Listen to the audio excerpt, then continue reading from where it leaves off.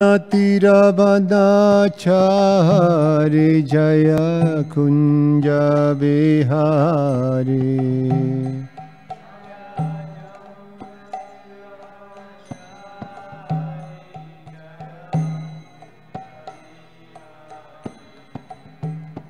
Jaya Radha Madhava Jaya Kunja Bihari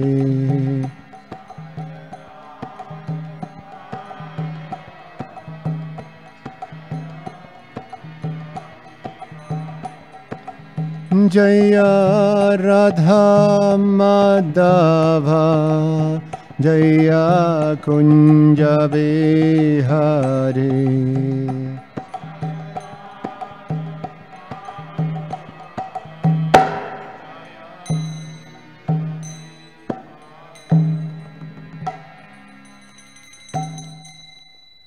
Jayam Vishnupad Paramahansa Parivrajaka Stotarasata Srimad, His Divine Grace. A.C. Bhaktivedanta Swami Srila Prabhupada ki, Ananta Koti Vaishnava Vrinda ki, ISKCON founder Acharya Srila Prabhupada ki, Grantara Srimad Bhagavatam ki, Nitai Gaura Premanandi. All glories to the assembled devotees. All glories to the assembled devotees. All glories to the assembled devotees. All glories to Shri Guru and Shri Guru.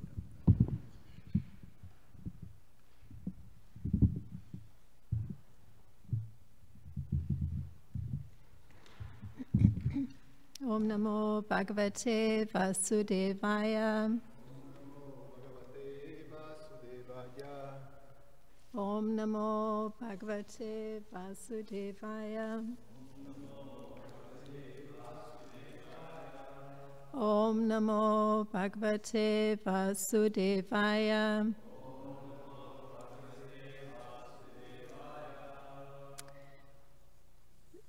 Today is the continuation of King Yayati achieves liberation, so it's Canto 9, Chapter 19 and Text 20.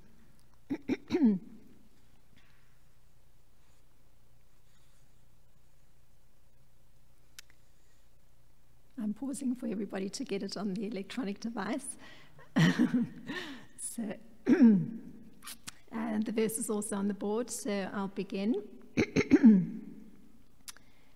Drishtam Shrutam Asad Bhutva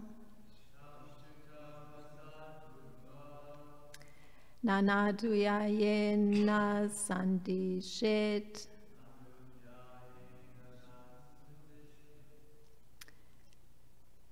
Samsritim Chatma Nasamcha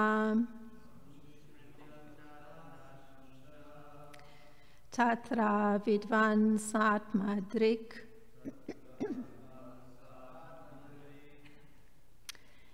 Drishtam Shrutam Masad Bhutva Naduyayena Sandiset Samshritim Chatma Nashamcham Tatra Vidvan Saatmadrik Drishtam Shratam Masad Bhutva Nanudayayena So Dishet Samsritim Chatmana Samcha Tatra Vidvan Saatmadrik. Please chant. Drishtam Shrutam Asad Bhutva Nudayena Nasandishet Samshritim Chatmana Samcha Tatra Vidvan Saatmadrik. Drishtam Shrutam Asad Bhutva Nanudayayena Sandishet Samshritim Shatmana Samsha Tatra Vidvansa Atmadrik Shtam Shrutam Asat Budvam Nanu Dayena Sandishet Samsritim Shatmana Samcha Tatra Vidvansa Atmadrik. The word for word. Drishtam, the material enjoyment we experience in our present life. Shrutam, material enjoyment as promised to the fruit of workers for future happiness, either in this life or the next, in the heavenly planets and so on. Asat, all temporary and bad. Budva, knowing. Na, not. Anudayayet, one should even think of. Na, no. Sandishet, should actually enjoy. Samshritim, prolongation of material existence. Cha, and. Atmanasam, forgetfulness of one's own constitutional position. Cha, as well as. Tatra, in such a subject matter. Vidvan, one who is completely aware. Saha, such a person. Atmadrik, a self-realized soul. The translation of the verse by Srila Prabhupada. One who knows that material happiness, whether good or bad, in this life or in the next, on this planet or on the heavenly planets, is temporary and useless, and that an intelligent person should not try to enjoy or even think of such things, is the knower of the self. Such a self-realized person knows quite well that material happiness is the very cause of continued material existence and forgetfulness of one's own constitutional position. Purport by Srila Prabhupada. The living entity is a spiritual soul, and the material body is his engagement. This is the beginning of spiritual understanding. Dehinosmin yata dehe, komaran myovaram jara, tata dehantara prapti, diras tata samuyati. As the embodied soul continually passes in this body, from boyhood to youth to old age, the soul similarly passes into another body at death. The self-realized soul is not bewildered by such a change. Bhagavad Gita 2:13. The real mission of human life is to get free from engagement in the material body. Therefore, Krishna descends to teach the conditioned soul about spiritual realization and how to become free from material bondage. Yada yada hi dharmasya glanir bhavati bharata. The words dharmasya, glani, mean pollution of one's existence. One existence is now polluted and it must be purified. Samsitim sudayet. The human life is meant for this purification, not for thinking of happiness in terms of the material body, which is the cause of material bondage.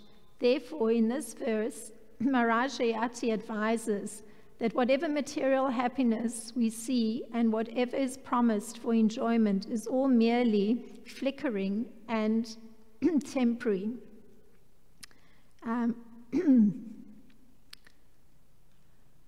Sorry, this light is not very good, and I'm used to working under a very bright light, so when the Sanskrit comes and it's very small, it's a little hard.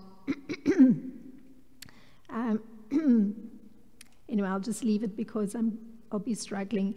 Even if one is promoted to Brahmaloka, if one is not freed from material bondage, one must return to this planet Earth and continue in the miserable condition of material existence.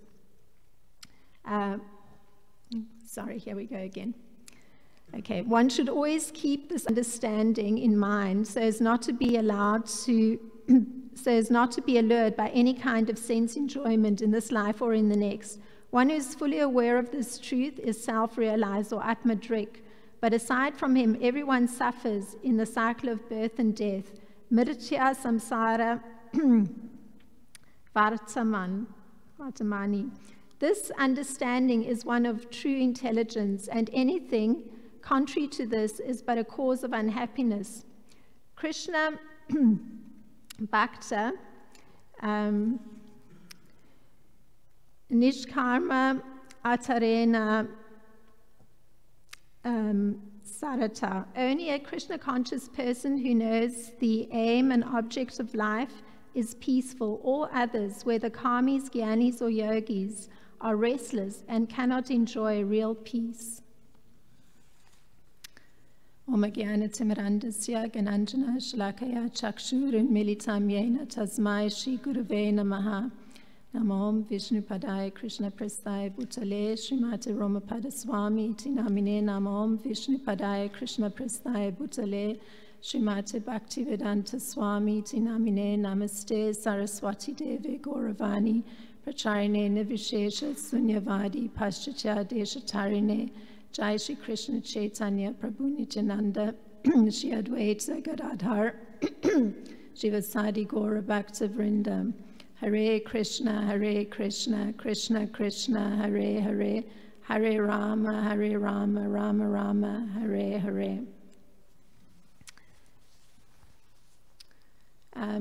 Well, in beginning with the verse that's quoted by Srila Prabhupada from Bhagavad Gita 2:13, Dehinosmin yata dehe, kovaram yovaram jara, tata dehantara prapti dira tatra nasuyati muyati. So this verse is quoted by Srila Prabhupada as the defining verse for spiritual understanding.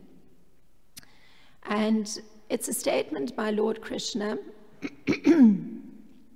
that allows for discernment to be made between the individual soul, which doesn't undergo any change, and the external manifestation of the soul, which is the body, and which is changing at every moment.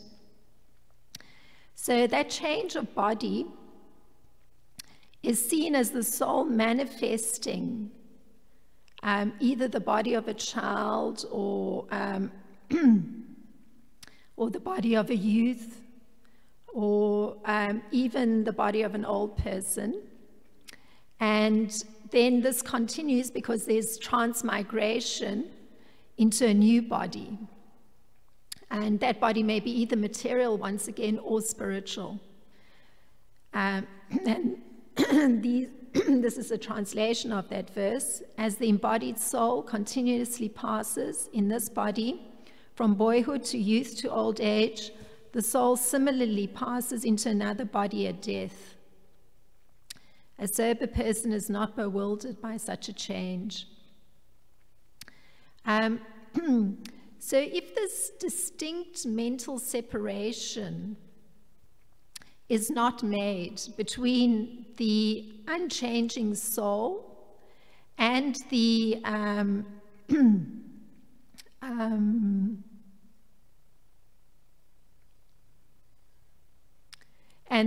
external engagement of the body, then the body, that external engagement, becomes the object for one's affection. And And this is so because it's related to the soul. And of course, the soul is very dear to one, to the self. And Srila Vishwanath Chakravarti Thakur, when he's doing a commentary on this particular verse, he highlights that affection that comes from that external engagement, for that external engagement of the soul. That in turn, what happens is that other things related to that body, because of that affection for the one body, then one also starts to have affection for those things related to that body, so meaning one's sons, one's daughters, one's brothers, one's family members. They also become objects of affection. You start with the one, and so it extends to anything connected to that particular body. And then by this relationship with the relatives, or sons of relatives, even it can go to the next generation, they also become objects of affection. So the consequence of this is that due to the status that gets conferred upon all those individuals that are related to that affection one feels for one's own body, then naturally, when those particular bodies perish, there's definitely going to be an outward expression of grief, because wherever there's attachment and there's loss, then grief has to follow. So this is interesting because there's a logic that's used by Srila Vishwanath Chakravarti Thakur when he's explaining this statement of Lord Krishna, that's, the fundamental basis for spiritual understanding. So he uses a logic that's going to help one to override this problem that results when one actually is not able to discern the difference between the soul and the body. And this is the logic of Srila Vishwanath Chakravarti Thakur. So, in this body belonging to the jiva, the dehina, meaning the embodied, one attains stages such as boyhood. After boyhood is destroyed, one attains youth. When youth is destroyed, then one attains old age. So in the same manner, one attains another body. And here, Srila Vishwanath Chakravarti Thakur introduces an interesting simile. In the same way that one doesn't lament for the destruction of the objects of affection in the form of one's boyhood or one's youth. So in the same way, one shouldn't actually be feeling some sort of distress when the body that's related to the soul, that means the, and in this particular verse there was the word tata, which is similarly, so Srila Vishwanath Chakravarti Thakur is following the logic of Lord Krishna. He says one should also not lament for the destruction of the objects of affection, meaning all those around one. So it's very logical. But the only problem, of course, is that when there isn't this discernment between the soul and the engagement, there's always some sort of regret or grief or lamentation. And this does actually happen when youth is destroyed. So in the culture that we're residing in, it's very common for a great deal of distress to be present about the loss of youth. It's not treated lightly, and this is visible when youth is past, and then all the incredible efforts that are put in to at least simulate the physical effects of youth. So actually, some years ago, I was visiting some devotees, and the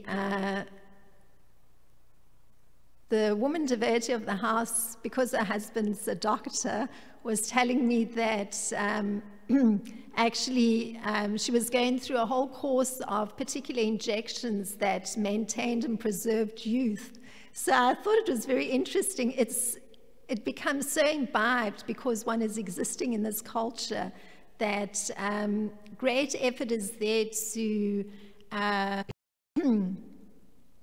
guess, take back or hold on to something of the youth that was there. So actually there is usually some distress about the loss of youth. It's not treated so lightly. So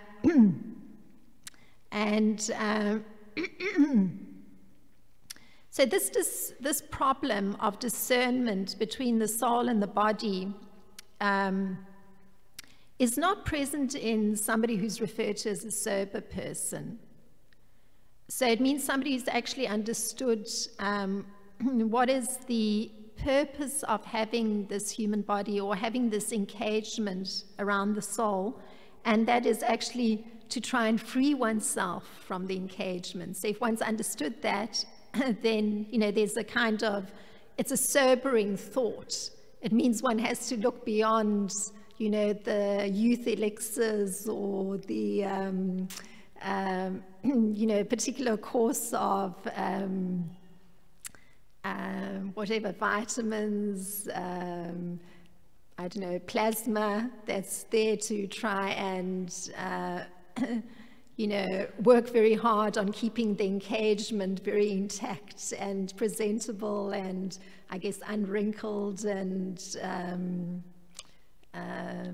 very perky. So, yeah. So King Yayati, he gives a definition of one who's the knower of the self. And his definition of the knower of the self is somebody who's cognizant of the fact that the particular objects of affection related to the body and the enjoyment thereof is something to be given up when it's on a material level. So this is actually, you know, if one considers it, this is such an advanced idea. It's a very revolutionary idea, because the general understanding is that it's actually a healthy thing to have affection for all those that are related on a bodily level to one. So it's considered a very healthy thing to be very attached to one's family members generally. Of course, it doesn't happen so much, and probably that's why the emphasis on it being a healthy thing. It doesn't happen so easily in this society, actually. There isn't generally so much affection for one's family members because there's on the material level, there's a lot of emphasis on the individual person extricating themselves from the family structure in order to carve their own path. So this actually means that there's often a state of conflict or strife in the regular family dynamic that exists in American culture. And so if we hear the definition of Maharaj Yayati, that somebody who's the knower of the self, meaning the has an understanding of the soul's existence in this external engagement, then it's actually, one needs to be cognizant that one has to actually give up these objects of affection related to the body, or the enjoyment thereof. So this means that enjoyment may have been something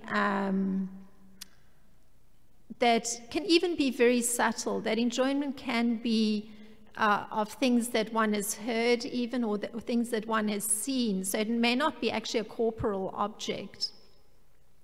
And so this is continuation of this definition of Maharaj Yayati, just being cognizant of this fact. This is the knower of the self, of needing to give up the objects of affection. It means that even things that one's heard or seen that, you know, the mind will grasp and hold on to and, you know, examine, even on a very subtle level, one needs to actually be cognizant that one needs to move away from that. And in fact, Srila Vishwanath Chakravarti Thakur speaks about that those same things that are held onto in the mind, one doesn't articulate it. Because the minute you actually articulate something, it actually becomes more tangible. So this is Srila Vishwanath Chakravarti Thakur. And earlier on, we'd heard about Prince Yadu, so Maharaj Yayati's son, speaking of the necessity of enjoying material happiness. So here we have, you know, the other view being expressed. He was putting an emphasis on, no, it's actually necessary to have material happiness. So one may think, oh, well, this appears to be a slight discrepancy, but it's not, because one has to go through material enjoyment, especially during one's youthful years, because at that time the senses are extremely strong. So it means that, you know, desires are fueling those senses. And so since that's a reality, it is necessary to go through that material enjoyment. And this was Prince Yadu's point. It's actually necessary to go through it. And because then that brings one to that point of being able to be at peace with it. Okay, I can push that aside. I've gone through it. And I know it's not actually that attractive as it appeared, but there is that necessity, because the senses are strong, to actually experience some of that material enjoyment. And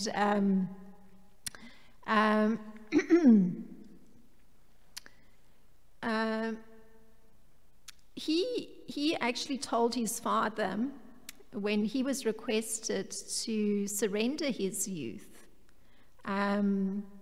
and so this is now with understanding that the senses are very strong and are being fueled by all kinds of desires. He said, I do not welcome your old age and invalidity, for unless one enjoys material happiness, he cannot attain renunciation. So it's necessary to run the course. Yeah. I was thinking about this a lot in relation to my own life, and I'm aware that, you know, over time, through practicing Krishna consciousness and going through material enjoyment, or what appeared to be necessary, just by the repetition, because everything's regulated by the repetition, one comes to a point of, oh, I'm doing that again and again and again. And then at some point it ceases to be so important. And mostly because of moving in the direction of greater attachment for Krishna. But it is necessary to go through it. And so going back to this point of getting free from bodily engagement, usually it is necessary to give up that pursuit of material happiness. So there's the idea that one is holding, and that's the most powerful thing, that actually there's going to be happiness. So and that's the continued emphasis in these verses, that the happiness doesn't come from, pursuing what the senses are pushing one towards. And this is Maharaj Yayati's particular understanding that he reached. He reached the understanding that this way of living, of pursuing happiness related to the body and its needs, is something that he went through. And we get a description, so I'm reading the description. Thereafter, King Yayati became the ruler of the entire world, consisting of 7 islands, and ruled the citizens exactly like a father. Because he had taken the youth of his son, his senses were unimpaired, and he enjoyed as much material happiness as he desired. And it continues, because he's going through the material happiness. So his bodily needs were related to the enjoyment of wealth, and also to sensual and bodily comforts, because we get a description, and I'm going to read the description that continues something of Maharaj Yayati going through this material enjoyment, and also the need of the senses to have the material enjoyment. So it continues, in secluded places, engaging her mind, body, and various paraphernalia, Devayani, the wife of Maharaj Yayati, always brought her husband the greatest possible transcendental bliss. So this is a description of King Yayati going through that material enjoyment. Now he's come to a point of being able to give up thinking of material enjoyment. So this is, the idea part, which is the strongest part, because that's the part that fuels the desires and fuels the expression of giving space to the material senses. And he was able to give up this thinking of material enjoyment by contemplating the truth, because he had come to a point of maturity in his meditation on the Supreme Lord. So it says he'd performed sacrifices in which he'd offered abundant gifts to the Brahmanas, and to satisfy the Supreme Lord. So he's described as coming to be without material desires. So he was simultaneously, with giving space for the material senses, he was simultaneously performing sacrifice, because that was the also means of purifying those desires. And so he came to be without material desires, and he'd attained maturity in his meditation on Lord Narayan. That's described in this particular section. So by seeing the Lord in meditation, King Yayati understood the uselessness of happiness related to bodily and sensual comforts. So he no longer meditated on the objects of bodily comfort or sensual pleasure. So this is a very significant thing, because there's this verse that Srila Prabhupada quoted is so significant. Anyway, this Anudayet no longer thought of, it's in the verse here, he no longer thought of or identified with bodily comforts. This is Srila Vishwanath Chakravarti Thakur. He was no longer meditating on those sensual and bodily comforts. And this all came because he maintained that contact with the Lord through the performance of devotional service, his performing the various sacrifices for the pleasure of the Supreme Lord. While he's going through that expression of giving space to the material senses, both the sensual and the bodily comfort, the wealth. So Srila Prabhupada says that actually Lord Krishna, and this is in this purport, he comes to teach one this kind of purification of one's existence, meaning he brings the principles of religion. And anyway, when I was looking at this principle of religion, because here what's being dealt with is whole emphasis on the essential bodily comforts and the role that Devayani played in King Yayati's life, I came across this section of Kashyapa Muni, where he's actually following a particular principle that was in some sense highlighted by Prince Yadu, this being part of the 4 social orders of life. So one's actually practicing, one is engaged in spiritual practices within one of those 4 orders of life.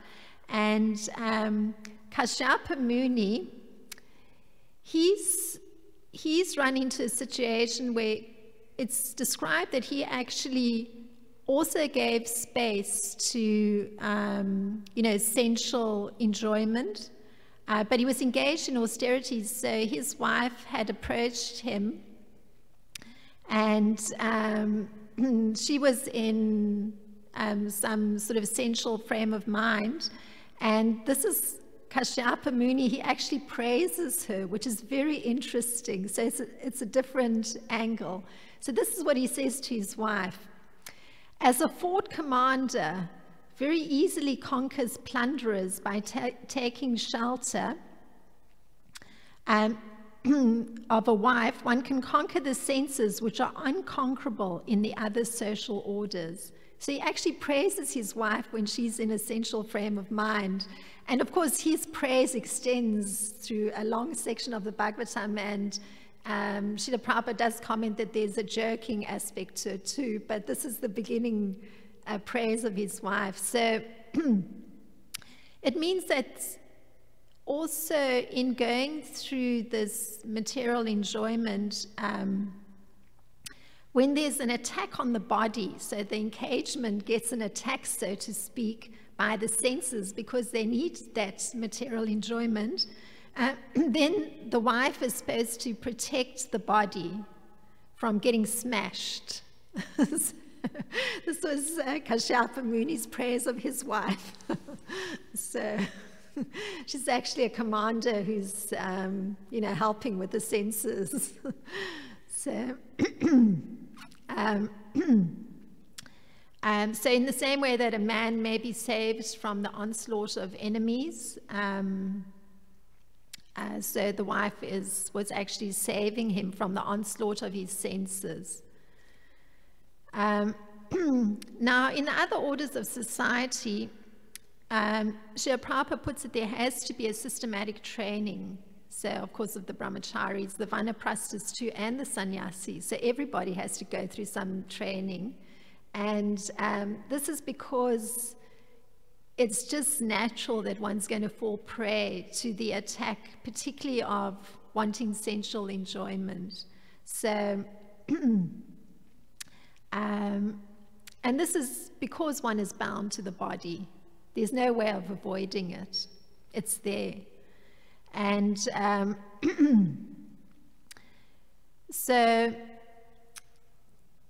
Srila Prabhupada puts it that a human being is meant to use one's life to address the discrepancies of something that's religious versus something that's irreligious. So that's actually what one is supposed to be doing, refining one's discernment continuously.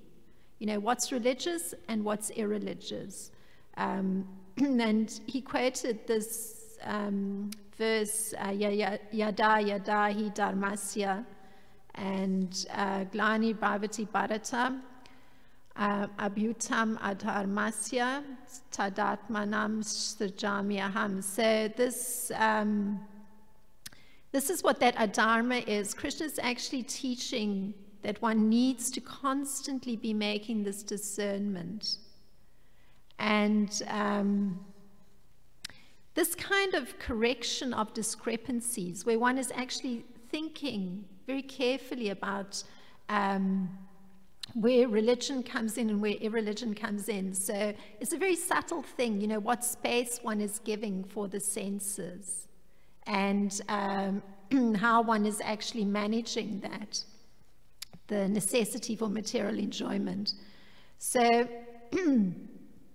so there has to be a kind of correction of discrepancies, so that one's actually following religious principles.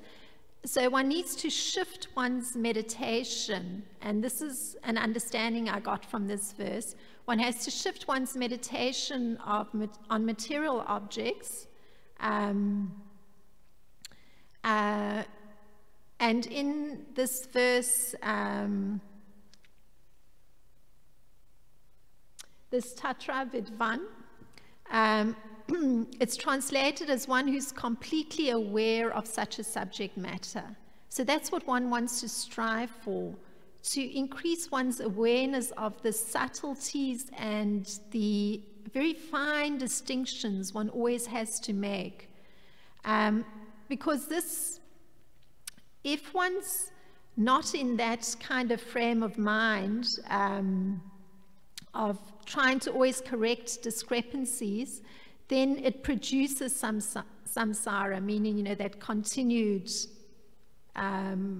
engagement. And it actually also destroys spiritual consciousness. So it becomes essential to bear the principle in mind that this is actually what makes one, this Atmadrik, a self-realized soul. The fact that one's constantly discerning, making discernments. And this sets one aside from persons who don't have this kind of perception of being caught in the cycle of birth and death.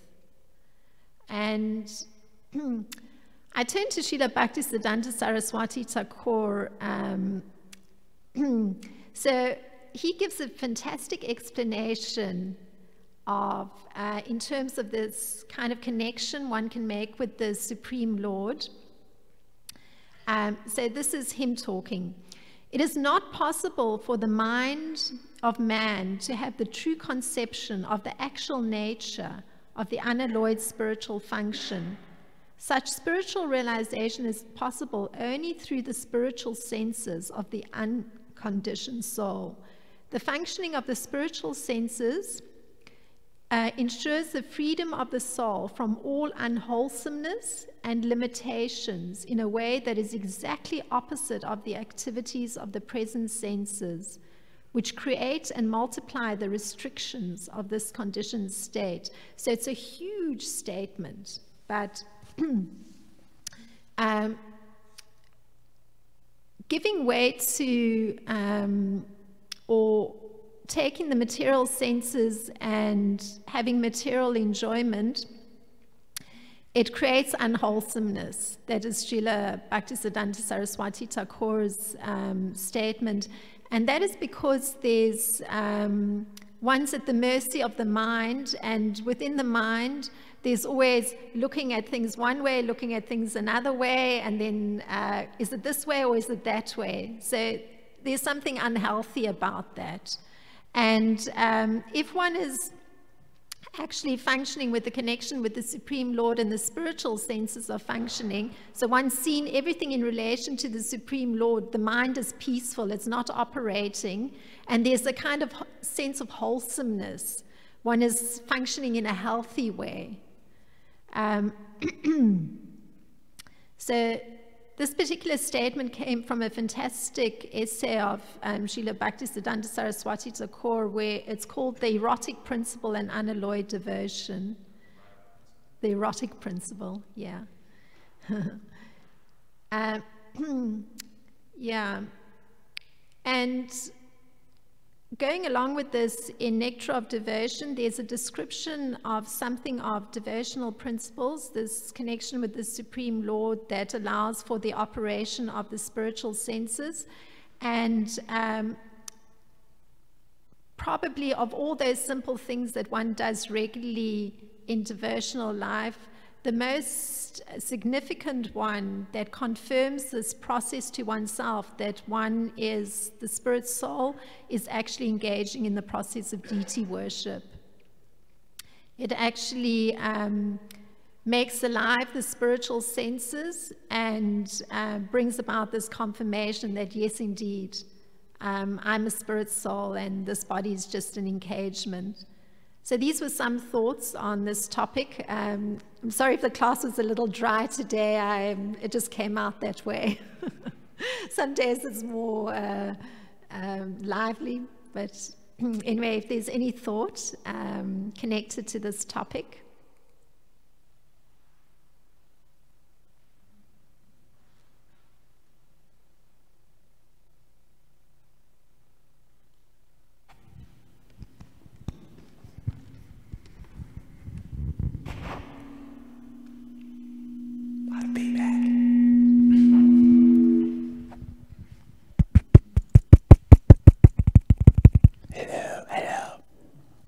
Hare Krishna.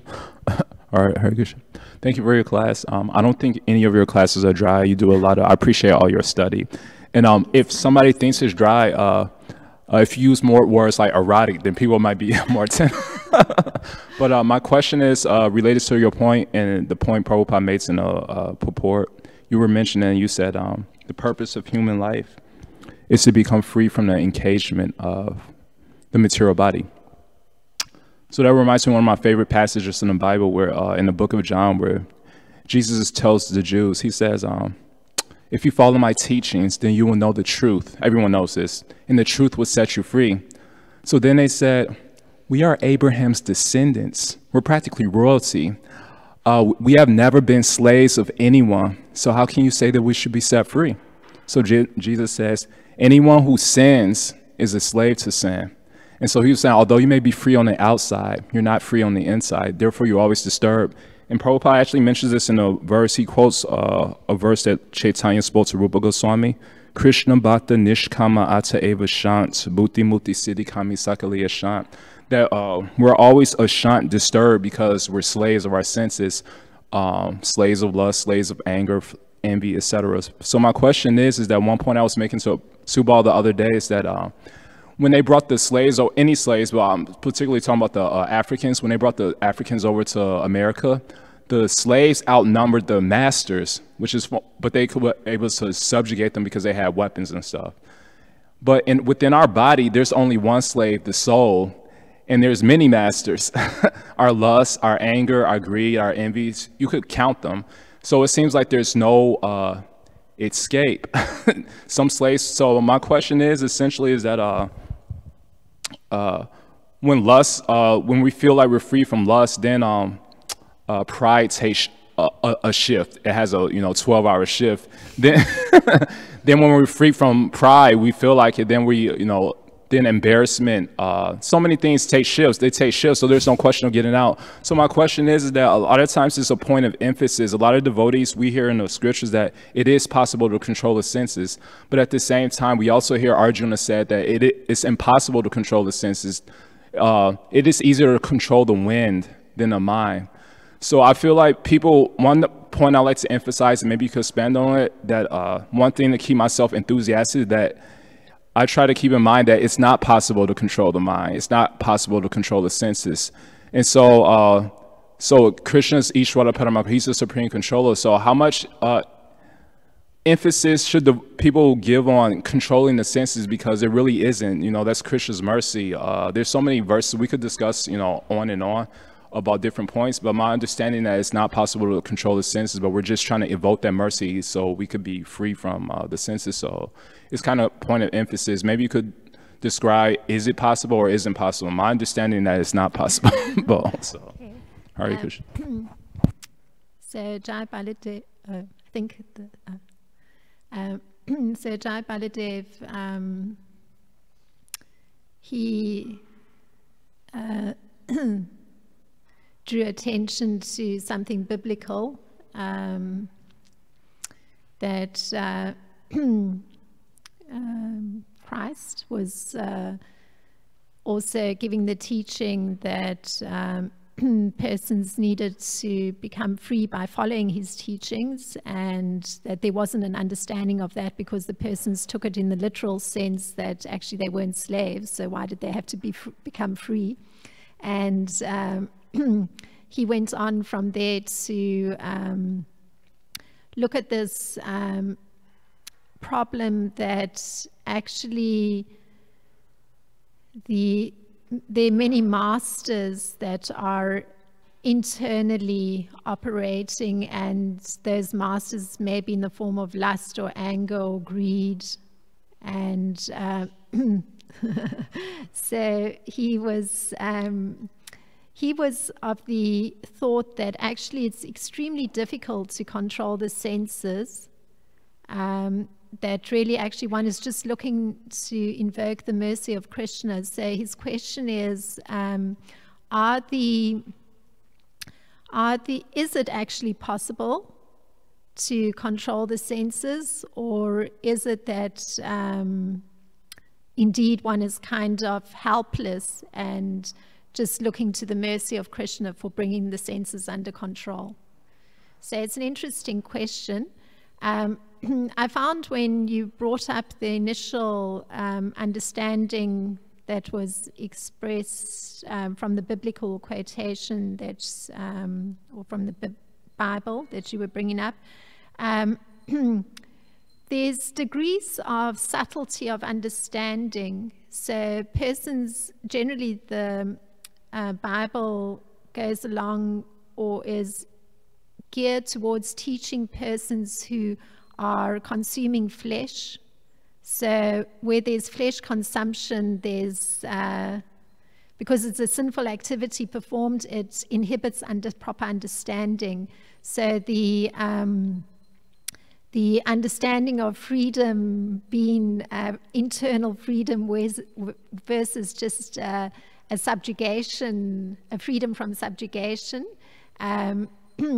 it's seems like a very, what would be the word, very external kind of understanding. So I'm just relating it to the consumption of flesh, that, you know, the subtlety of the understanding wasn't there. So going on from that, you moved to the existence of a very subtle, I guess, we called it masters, in the form of anger or lust or greed. And those are all related to desires for enjoyment of some kind. I mean, there's lust because there's a desire to enjoy more. There's greed because there's a desire to enjoy more. There's anger because the desire to enjoy wasn't satisfied. So they aren't masters as such. They're merely expressions of the desire that is there, and the desire for some external tangible enjoyment comes from a concept one is holding. So if the concept is that my senses need to find satiation in something external, then that's what has the side effect of the engulfment of one's intelligence by this voracious appetite, or the engulfment of one's intelligence and mind by this greed to have particular kinds and more of a particular kind of enjoyment. And then, of course, the part of the distress or the even anger, if that isn't fulfilled. So they aren't masters, rather they rest, everything comes from the concept one is holding. So it's a belief system. If one holds a certain belief, then all one's actions follow that belief. So if the belief is that one of needing satiation for one's material senses, that that's how one's going to achieve happiness and satisfaction, then everything follows. So they're not masters. They're just byproducts of a belief system. So this is the beauty of Krishna consciousness, the presentation of an alternative belief system. So the belief that the senses one wants to satisfy are the spiritual senses of the Supreme Personality of Godhead is such a radical concept, because it shifts one's whole attention. The external now is, well, for us, there's always the form of the Supreme Personality of Godhead, the deity form. So one's shifting the belief system to one of finding one's own satisfaction and happiness in giving satisfaction and happiness to the deity form of the Lord. So that kind of shift is completely pushing aside the other belief system. So then one operates in a different way. One follows the new belief system. So one's activities then and one's thought process and one's behavior changes completely. Then even when something's on a subtle plane, which I think I was sort of bringing up, because of course there's always gross behavior, which one can easily witness, if one's holding a different belief system. But on a very subtle level, because the belief system's been there a very long time, I mean, supposed to have been many lifetimes, then on a subtle level, one may still be having so many images, so many sounds, so many memories, and of course the intelligence can also fill in imaginatively. And like in comic books, all the individuals have a little balloon above which shows whatever the fantasy is. So one also creates those through the imagination. So it's already existing on a subtle level. So one's now shifted one's belief system to looking for happiness in the satisfying the senses of Lord Krishna, but there's still this whole subtle package that one has. So then the work is more subtle, because then one has to actually monitor. So the monitoring takes the form of connecting anything that comes with Krishna. So, whether it's, the balloon that comes, one connects it with Krishna, whatever the imagination is filled in. Or if it's something old, then one looks at it and asks oneself, is one actually really going to act on that? So there has to be that examination. One can't passively ride along and let, give way to that old belief system. And there's no necessity to, because you're now at the lotus feet of the master of the senses. So you're quite correct. There's the kindness of Krishna that he actually protects one, that just by one making the effort to monitor, he's present, and one has the strength to not go with the old belief system and the old package of both gross and subtle behavior. So that's a thought to share, at least, what I guess I've tried to communicate in thinking on this topic. Hare Krishna.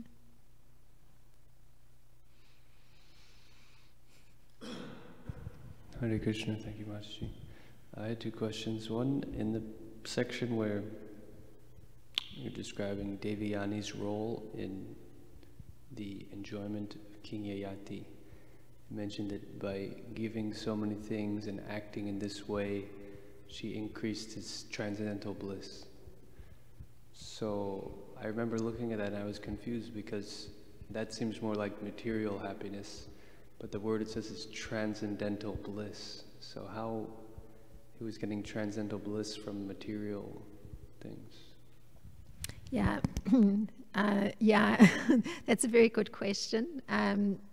The question of Devayani having actually used what's described as her body, her mind, her words, to actually give transcendental bliss. So the question is, how is it that, satisfying something material, meaning the essential needs or the bodily needs of King Yayati, can be called transcendental?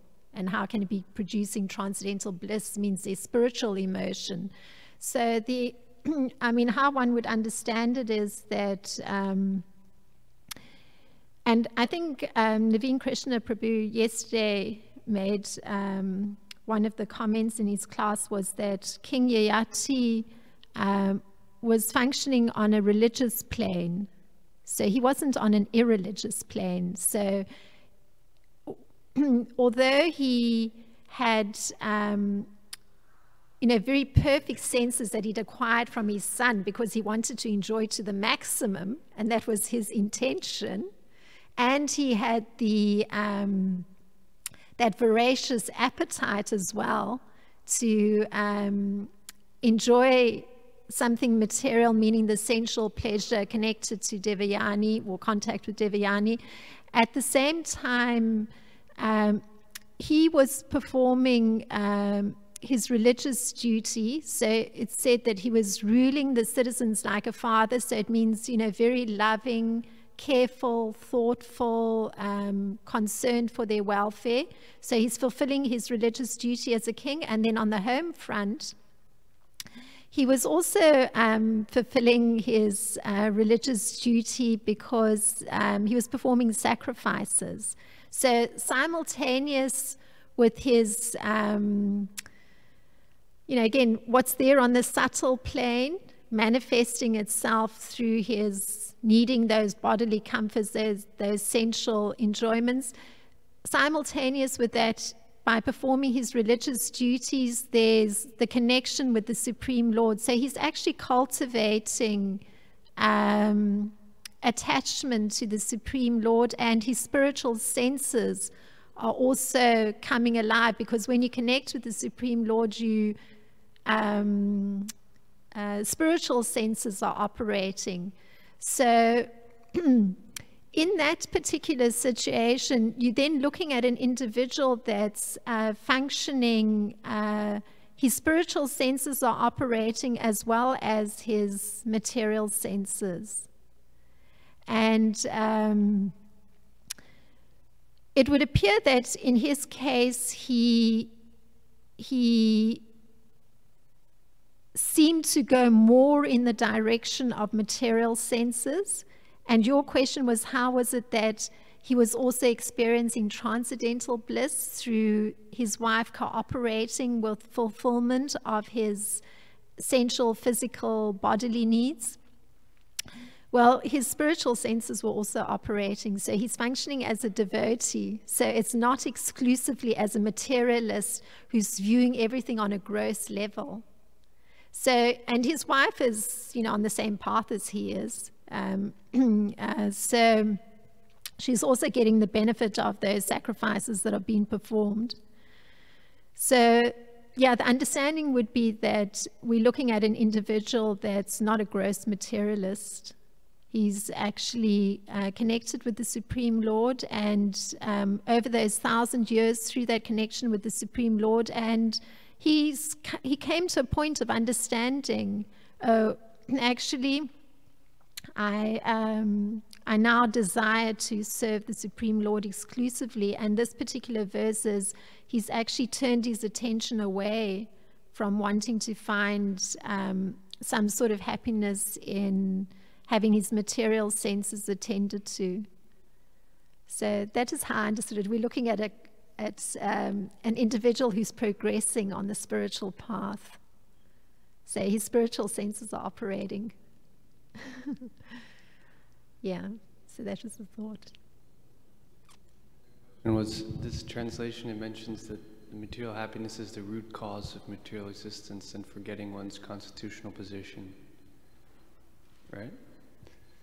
So conversely, that would mean that material suffering is the cause of awakening one's spiritual identity and realizing transcendental knowledge. But we see that just the presence of suffering in the world doesn't actually awaken one to transcendental knowledge. There's another component. I was wondering if you wanted to any comment. It's a nice observation being made that, you know, one observes. So if one says that, you know, there's the, that suffering as a converse to, you know, allowing for, well, if a satiation of material happiness allows for some sort of awakening of the soul, then would it not also be that suffering could do the same thing? But, you know, the observation is if one looks around, that's not necessarily the case. So the question being asked is, I guess, how is it that suffering isn't bringing about this awakening of the soul? Yeah, it's an interesting question.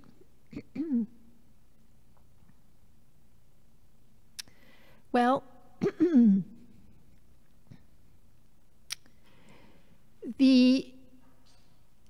the happiness that's coming from finding the expression in some sort of material area of gratifying the senses is short-lived, and there's concomitant suffering that comes even from that immediately after that experience, that short-lived experience of happiness, like immediately after, because in this world you can't separate out the happiness and the distress. They go together. So it's like the same package. It's not that there's one separate package of happiness and one separate package of distress. Within the happiness, material happiness, there's distress. They go together. So it's intertwined. So, which actually is very interesting, because then surely in the mind it would become apparent, it would be a learned thing that with this way of getting happiness, I'm also going to get distress, because you can't separate it out. They do go together. So that, in terms of your observation, it would mean that constantly persons should be having that learning that, oh, the happiness comes with distress. But yet somehow there's only the seeing of the happiness. Even though the distress is definitely there. There's no way of separating it out. Like, there was one time when I had to go and see a chiropractor because I'd very enthusiastically tried to make a hole in the ground to plant a bush, and I'd done many repetitive motions with my hand to dig a hole. So then this chiropractor was telling me that she had just been on vacation, and she had been water skiing, or, you know, those where you attach yourself on skis to a boat. She'd been on one of those, and somehow or other she'd fallen and she damaged the very limb of her body that does the most work, you know, the arm and the hand. And yeah, so, you know, the happiness and the distress, you can't separate them out. So that was a very graphic example. So why then does a person not learn that, you know, if you are in a very greedy way looking for your own happiness, that you're also going to experience distress? It's odd. It's very odd. But looking at the question of why does the soul not come alive? Why does that looking for an existential reality separate from that very corporal reality that one's inhabiting? Why is it not sparked by this new understanding? It's a very interesting question. And I think if one connects it to King Yayati, there has to have been some unknown transcendental piety that allows for the soul to awaken. So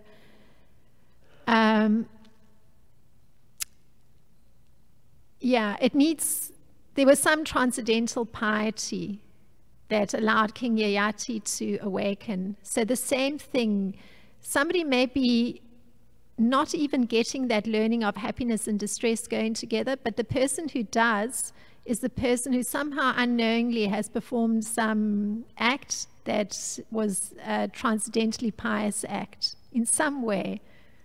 And or maybe there's some little question that arises in the mind, is this all there is? Just that little question may then bring the person the good fortune of a person carrying transcendental knowledge crossing their path. Well, I'll tell you a personal example. I think I was going through a period of some suffering when I finished university because I was actually questioning things. And I was visiting a friend in a different city, and she just told me, she made one comment about Lord Krishna, and the minute I heard Lord Krishna, a whole image came into my mind, and I actually was seeing the form of Lord Krishna, and where that came from I do not know. So I'm relaying that personal example. One doesn't know what is there from a past life or past something. So that person who gets that, makes that connection between happiness and distress going together and actually looks to a further existential reality, is the person who somehow unknowingly has had some transcendental piety. Yeah, I just had a thought also that the suffering, it allows receptivity to the message of the sadhus or the devotees of that transcendental. That message may be given in two circumstances, one in ample material happiness and one in ample material distress. Generally, unless one gets that material kick, that message, it doesn't really enter the heart so much. There's not that need for an transcendental alternative. So I'm just sharing also in that sense. Thank you for your... Thank you very much. They're connecting it to need, yeah. Jitendra Prabhu has...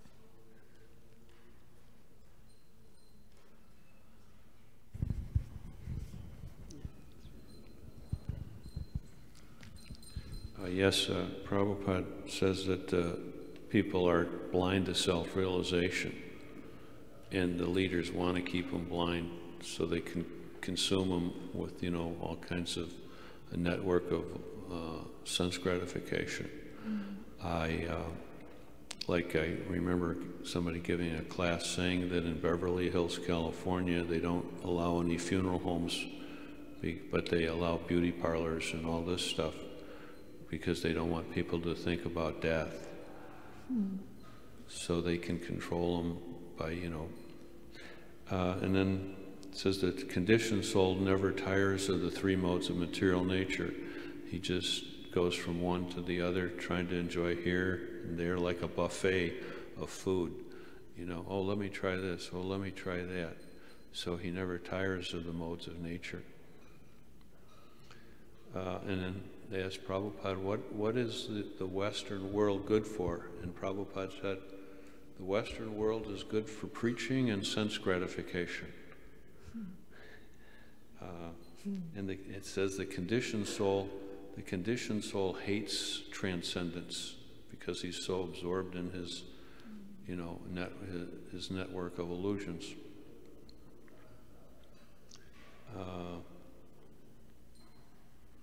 Well, there's a phrase that's also used that says he's madly engaged in chewing the chewed. And let's see. Oh, you can find out where a person's at by asking him what is his sense of happiness.